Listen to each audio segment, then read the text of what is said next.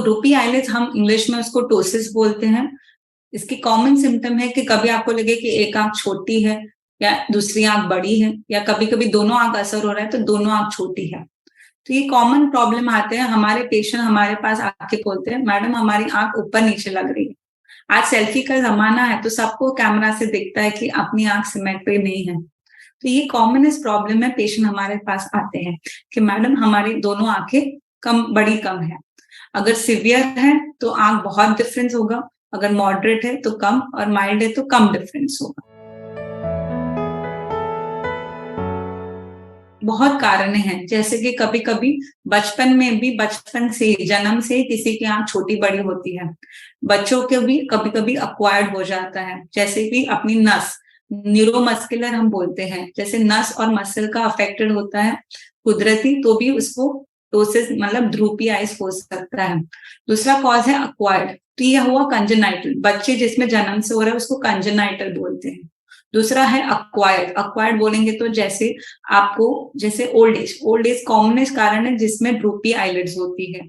Old age बोलेंगे तो जैसे आपकी उम्र बढ़ती है आपकी चमड़ी ढलने लगती है, आपकी स्किन भी ढलने लगती है, वैसे आपकी आंख भी, पहले आप देखेंगे तो आपके फोटोज में आपकी आंख खुली हुई थी, बाद में धीरे धीरे ढलती रहती है। तो ये अक्वायर्ड अपोन्यूरोटिक बोलते हैं हम।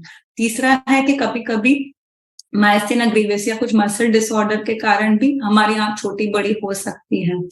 चौथा है कि कभी कभी हमको ट्रॉमा हो, ट्रॉमा जैसे कि कुछ मार लग गया जिससे अपनी मसल मांसपेशी कट गई, या फिर कभी कभी कोई नस बंद हो गई, कुछ ब्रेन स्ट्रोक या उसके कारण, तो उसके कारण भी हमारी आंख ढलती हुई हो सकती है ना। मैं ये बताना चाहूंगी, कभी कभी इसके साथ डबल दिखता है।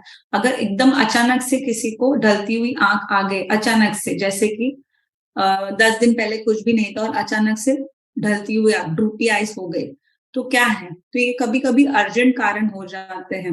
अर्जेंट कारण बोलेंगे तो जैसे कि आपके नर्व्स या ब्रेन या कुछ पालसी हुआ है, कुछ स्ट्रोक आया है, उसमें भी ये ड्रूपी आइज हो सकती है। ड्रूपी आईलिड्स किसी को भी हो सकती है। ड्रूपी आईलिड्स जैसे मैंने बताया एज के कारण है तो किसी को भी हो सकती है, मार लगा तो भी किसी को भी हो सकता है, और जेनेटिक, जेनेटिक तो अपने हाथ में नहीं है, कुदरती किसी को भी ड्रूपी आईलिड्स हो सकती है। तो ये बहुत कॉमन कारण नहीं है, मगर वेरी रेयर भी नहीं है। एज आई प्लास्टिक सर्जन हमारे पास ये पेशेंट्स काफी आते हैं, और हर एक पेशेंट का ट्रीटमेंट की मोडालिटी भी डिफरेंट होती है, जैसे कस्टमाइज प्लान बनाना पड़ता है हमें। कुछ मस्कुलर ट्यूमर्स है, कुछ माइस्थेनिया ग्रेविस है, कुछ मसल के कारण, तो कभी कभी टैबलेट्स और नॉन सर्जिकल ऑप्शंस भी होते हैं इसके लिए। अगर आपको कंप्लेन आ रही है कि आपकी आंख छोटी बड़ी है, तो आपको आपके आई डॉक्टर को संपर्क करना है। ऑक्यूलोप्लास्टिक सर्जन या ऑक्यूलोप्लास्टिक स्पेशलिस्ट मोस्ट कॉमनली इसको जांच करते हैं या इसमें डिटेल स्टडी करते हैं। तो पहले हम आपका विजन लेके सब पूरा चेकअप करेंगे। अभी कभी कभी आपकी आंख ढली होती है तो आपके यहाँ के मसल ज्यादा झुर्रियां आती है, पेशेंट एक आंख ऊपर एक आईब्रो नीचे ऐसे भी आते हैं। कभी कभी डबल दिखता है, अगर ड्रूपीनेस एसोसिएटेड उसके साथ आपको तिरछापन या डबल दिखता है तो वो भी इवेलुएट करना है। दूसरा कुछ है आइस पैक टेस्ट, हम कभी कभी बर्फ का सेक करते और देखते हैं कि वो आराम से और बर्फ के सेक से आपको इम्प्रूवमेंट हुआ कि नहीं। तो ये डायग्नोज करता है कौन से टाइप का टोसिस है आपका, ये ड्रूपीनेस किस कारण से आया है, और अपना डिसाइड कर सकते हैं हम कि ट्रीटमेंट किस तरह से करनी है, सर्जरी करनी है कि नॉन सर्जिकल करनी है। कभी कभी ये जेनेटिक भी होता है, तो कभी कभी बच्चों की आंख भी पूरी बंद नहीं होती है, या एबनॉर्मल मूवमेंट होती है। एबनॉर्मल मूवमेंट बोले तो मुंह की भी मूवमेंट होती है कि कभी कभी वो कुछ खा रहे हैं और आंख हिल रही है, तो ये सब भी जांच करनी पड़ती है और फाइनली अपना ट्रीटमेंट प्लान पे आना पड़ता है। Specific cost of droopy eyelid ऐसा स्पेसिफिक कॉस्ट नहीं है, वेरी केस बेस्ड इंडिविजुअल। अगर आपको है ड्रूपी आईलिड तो कितने टाइम से है, कैसे हुआ है, उसका पूरा कॉस्ट जान के ही हमको करना है। ड्रूपी आईलिड बेशक ट्रीटमेंट हो सकती है, जैसे कि अगर वो आपकी अपना जो पुतली बोलते हैं, प्यूपिल बोलते हैं, अगर वो कवर हो रही है और आपकी आंख को, विजन को भी अफेक्ट हो रही है, तो ट्रीटमेंट हम थोड़ा अर्ली पुश करते हैं। ट्रीटमेंट के दो रीजन होते हैं। बच्चों में कभी कभी अगर पुतली कवर होती है तो उनको हाई नंबर होते हैं और लेजी आई एम्ब्लियोपिया के चांसेस होते हैं, तो ये अर्जेंट या मस्ट हो जाता है कि हमको ट्रीटमेंट जल्दी से करनी है। अगर आपको ट्रॉमा हुआ है, लगा है, तो फ्रैक्चर या मसल लूज होने से हुआ है तो हमको मसल री अटैच करना पड़ता है। तीसरा है, हम कभी-कभी आपका मसल में जान ही नहीं है, तो हम ये ऊपर वाली मसल से हेल्प लेते हैं और स्लिंग सर्जरी बोलते हैं इसको, वैसे ट्रीटमेंट करते हैं।